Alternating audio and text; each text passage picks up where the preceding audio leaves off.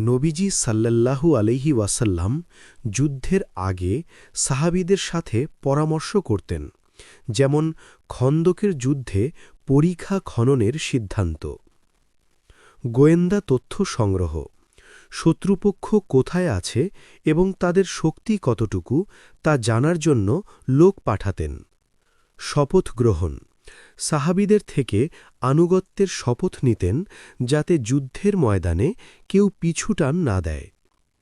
স্থান নির্বাচন, যুদ্ধের জন্য সুবিধাজনক জায়গা, যেমন পানির কূপের কাছে বা পাহাড়ের পাদদেশে। সৈন্য বিন্যাস, সাহাবীদের সারিবদ্ধভাবে দাঁড় করাতেন এবং কার ভূমিকা কী হবে তা নির্দিষ্ট করে দিতেন।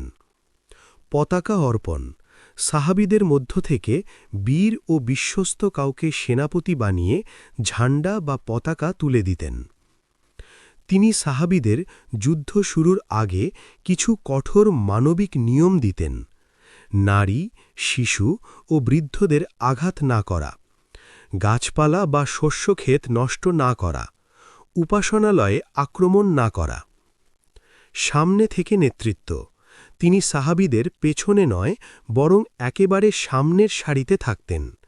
মনোবল বাড়ানো, যুদ্ধের কঠিন মুহূর্তে সাহাবীদের সাহস দিতেন এবং আল্লাহর সাহায্যের কথা স্মরণ করিয়ে দিতেন।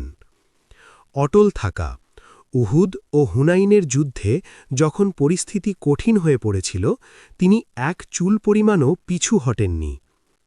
যুদ্ধের শুরু থেকে শেষ পর্যন্ত তিনি সারাক্ষণ আল্লাহর কাছে সাহায্য চাইতেন। বদরের যুদ্ধে তিনি সারা রাত হাত তুলে আল্লাহর কাছে দোয়া করেছিলেন।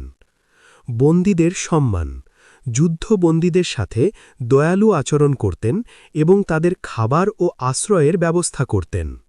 ক্ষমা প্রদর্শন, মক্কা বিজয়ের দিন তিনি তার ঘোর শত্রুদেরও সাধারণ ক্ষমা ঘোষণা করেছিলেন।